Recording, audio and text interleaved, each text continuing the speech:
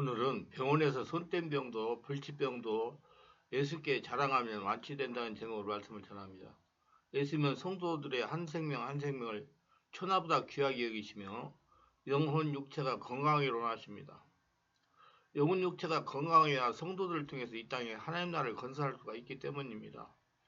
예수님은 공생의 기간 동안 천국을 전파하시며 병든 자, 생활에 고통 걸린 자, 귀신의 고통당하는 자, 눈멀고 귀가 들리는 자들을 치료하시며 세상에 하나님 나라를 증명하셨습니다. 하나님 은혜로 병원에서 치료를 포기한 병이라도 치유받으시고 기적을 체험하여 살아계신 하나님을 증명하는 일꾼들이 되시길 바랍니다.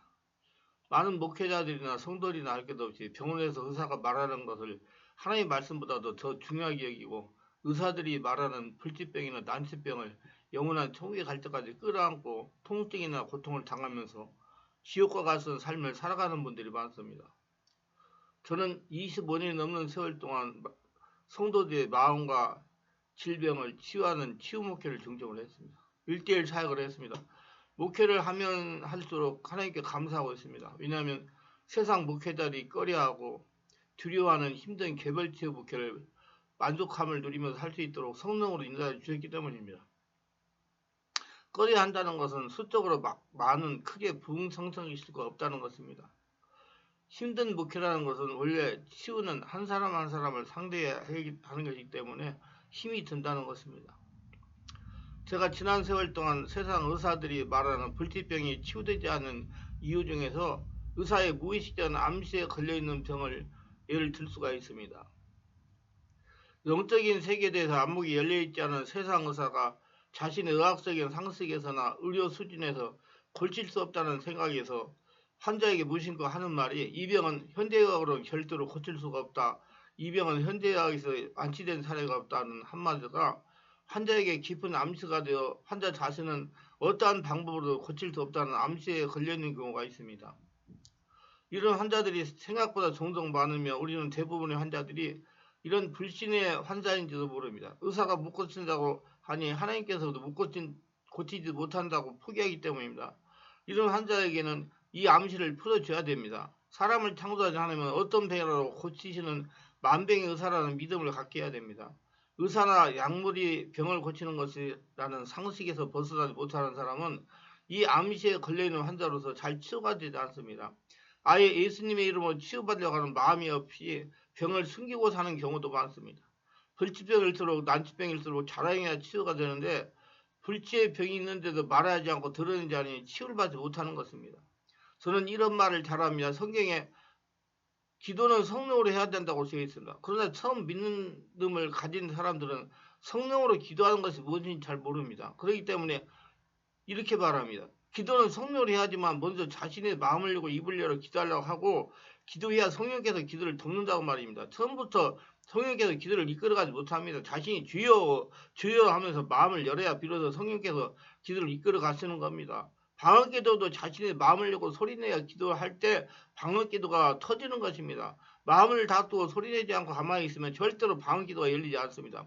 이렇게 시간이 지나면 자신이 기도하는 것이 아니라 성령으로 기도하는 것입니다. 마찬가지로 세상 의사들이 말하는 불치병이나 난치병을 가지고 사는 분들은 자신의 마음을 열고 자신의 상태를 주변이나 소문을 내야 불치병이나 난치병을 치유받을 수가 있습니다. 절대로 사람의 말에 위축되지 말고 만병의 의사이신 하나님께 하나님의 사람에게 말해서 치유받으려고 해야 됩니다. 하나님의 말씀에는 불치병이나 난치병이라는 말씀이 없다는 걸 명심해야 됩니다. 제가 신호집회를 인다면 강의를 하고 난 다음에 질병이 있는 대로 백지에 적어놓으라고 하고 일일이 돌아다니면서 개별로 안수를 해드립니다. 안수를 다 해드리고 나서 특별한 환자는 앞으로 불러내어 안수해서 즉각 치유하는 사역을 합니다. 성도들이 하나님께서 살아계시다는 믿음을 유발시키기 위해서입니다. 몇 년 전에 신호집회를 한 다음에 환자를 안수하여 치유하다가 체험한 사람입니다. 인천에 사시는 권사님인데 골반과 허리에 문제가 있어서 제대로 걷지를 못했습니다. 앞으로 불러내가지고 사람들이 본 앞에서 안수를 하여 걸어보라고 했더니 그전까지만 해도 제대로 걷지 못하던 권사님이 그 자리에서 치유돼 잘 걸어다니는 겁니다. 그러니까 오산에서 오신 최원사라는 분이 저도요 하는 것입니다. 아니 권사님 아픈 거 다 적어가지고 제가 안수해 드렸지 않습니까? 그러니까 권사님이 하시는 말씀이 한 가지가 남아있다는 것입니다. 어디입니까? 했더니 팔이 귀 위로 올라가지 않는다는 것입니다. 그럼 왜 아픈 곳을 다 적어놓고 하니까 적어놓지 않았습니까? 이 병은 테니스 일부러서 불치병이라 의사가 못 고친다고 했기 때문에 하나님도 고치지 못할 거다 생각하고 그만뒀는데 저 앞에 권사님이 걷지 못하다가 튀어대고 걷고 고치는 걸 보니까 저도 고쳐줄 수가 있다는 감정이 왔습니다. 그래서 목사님께 말씀을 드립니다. 목사님 안수하여 고쳐주세요. 그래서 나오라고 하여 안수기도를 했습니다. 3 내지 5분 정도 된 것 같습니다. 팔을 위로 올려보라고 했더니 잘만 올리는 겁니다. 이렇게 의사에 암시 걸려서 마음이 막히면 하나님께서 나와서 고치라고 해도 생각을 안 합니다. 그저 무덤에 들어갈 때까지 끌어안고 통증을 참으면서 지옥 같은 삶을 살아갑니다. 테니스 일부란 주관절 외상 관련 테니스 일부는 팔꿈치 과대 사용 증후군으로 일종의 손상 부위에 인대를 미세한 파열이 생겨 통증을 나타내는 것입니다. 테니스를 많이 치는 사람에게 주로 나타난다고 하여 테니스 엘보라고 하는 불립니다. 반드시 테니스를 치는 사람에게 나타나는 것은 아닙니다. 손목과 팔을 많이 사용하는 사람에게 나타납니다. 이 질환은 집안일을 많이 하는 주부나 컴퓨터를 많이 하는 사람, 팔을 많이 쓰는 배드민턴 선수 등에서 많이 발생합니다. 주관절 외상과 테니스 엘보는 팔꿈치에도 손목으로 이어지는 뼈를 둘러싸인 인대가 부분적으로 파열되거나 염증이 생겨서 발생합니다. 이거는 한번 충격으로 생기는 것이 아닙니다. 작은 충격이 반복되어 그 충격이 쌓이면서 서서히 통증이 생깁니다. 상완 고래 팔꿈치에는 동그란 두 개의 돌출부가 있는데 이 돌출부에 손목과 손가락을 움직이는 근육이 연결되어 있습니다. 그 연결 부위를 인대라고 부릅니다. 테니스 엘보는 두 개의 돌출부 중 바깥 돌출부에 인대에 염증이 생겨서 나타납니다. 이는 팔꿈치나 손목을 많이 사용하는 모든 사람에게 나타날 수가 있습니다. 혈액 검사를 통해 염증 수치를 검사하고 엑스레이 뼈의 이상을 확인합니다. MRI와 손상부 인대를 정밀 검사해 진단합니다. 손목을 뒤로 젖힌 후 씻을 때가 위로 당기면 팔꿈치 바깥쪽에 통증이 나타납니다. 통증 부위를 붕대나 밴드 등으로 고정하도록 움직이지 말고 안정을 취하도록 합니다. 무리한 근육을 충분히 쉬도록 해주는 동시에 스트레칭 운동을 해야 됩니다. 휴식과 동시에 염증 치료를 해야 됩니다. 소염진 통제, 근육 위안제 등을 봉해야 돼요. 증상이 심하면 아픈 곳에 주사요법을 시행합니다. 여러 방법으로 증상이 호전되지 않고 염증이 심하다면 수술을 통해 치료합니다. 하지만 수술을 하는 경우는 매우 드뭅니다. 치료 나았다 하더라도 재발하지 않도록 충분한 휴식이 필요합니다. 한번 손상을 받은 근육이나 인대는 다시 손상이 되기 쉬우므로 최소한 몇 달 동안은 무리한 팔꿈치 사용을 삼가해야 됩니다. 이것이 바로 세상 의사의 치료법이고 환자에게 당부하는 바입니다. 테니스 일부를 예수님으로 순간 치료받은 최고사님 하시는 간증을 들어보시기 바랍니다. 저는 5년 전부터 팔이 아프기 시작해서 귀까지 올리지 못하다가 치료를 받으니 팔꿈치 안쪽이 아프고 때로는 손이 힘이 빠져서 약한 떨림으로 커피를 타리면 손이 흔들리게 됩니다. 세수할 때면 세면대에 팔을 받치고 얼굴을 갖다 대며 씻었어요. 뒷목 부분은 한쪽으로 팔꿈치를 받쳐두고 목을 씻었어요. 성녀가 무거운 물건을 들고 한참 걷다가 손을 들리면 팔꿈치를 받쳐드려야 되고 설거지를 좀 많이 하고 나면 한참씩 팔꿈치 안쪽이 아팠어요. 병원 진단 병명으로는 테니스 엘보에서 못 고친다고 합니다.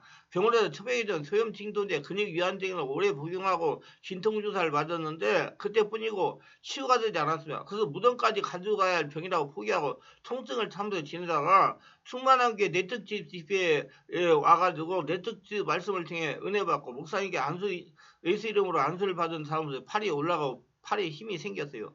이제 머리도 마음대로 손질하고 세면도 하고 무거운 물건도 들 수 있어요. 팔에 힘이 생겼어요. 6개월이 지났는데 재발하지 않았습니다. 지금 계속 스트레칭하며 관리하고 있습니다. 불치병을 지속 치유하신 주님 찬양하며 사랑합니다. 고통당하는 분들도 오셔서 은혜를 몸으로 체험하시길 바랍니다. 지금 병을 앓고 있습니까? 주님께 가까운시 모두 다 아뢰세요. 주변 성도들에게 자랑하세요. 예수님은 능치 못할 일 없어진 살아계신 하나님의 아들이신 그리스도이십니다. 그래서 우리 삶 전체가 건강하고 하나님 나라가 되어 행복하고 즐거운 삶이 되시기를 예수님으로 축원합니다. 제가 병원 전도하면서 체험한 것은 6개월 내에 8개월 입원 치료했는데 차도가 나지 않고 그저 그런 분들이 있습니다.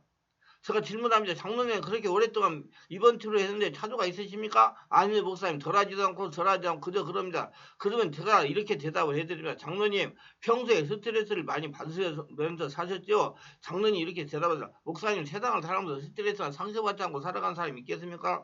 제가 이렇게 또 말씀을 드립니다. 장로님 상처와 스트레스에 온 육체의 기능이 정상하지 못하는가? 몸에 족수가 쌓여가지고 정상이지 못하는가? 영적인 죄로 발전해서 그렇게 오랜 치료를 하셔도 차도가 나지 않는 것입니다. 상처와 스트레스를 처리하지 못하니까 병원에서 약을 먹고 주사를 맞아도 효과가 나타나지 않는 것이다. 상처 스트레스 독소는 주사 병원 치료는 효과가 없습니다. 태어나서도 성령 역사와 함께하는 목사님을 찾아가서 영적 치유를 받으세요. 내적 치유를 받으세요. 그러면 질병 치유가 될 것입니다. 성령의 역사에 영적 치유가 되지 않으니까 질병 치유가 되지 않는 것입니다. 병원에 말하는 불치병이라도 영적 치유와 병이와 완치가 됩니다. 한번 저한테 찾아보세요. 불치병이 있다는 분.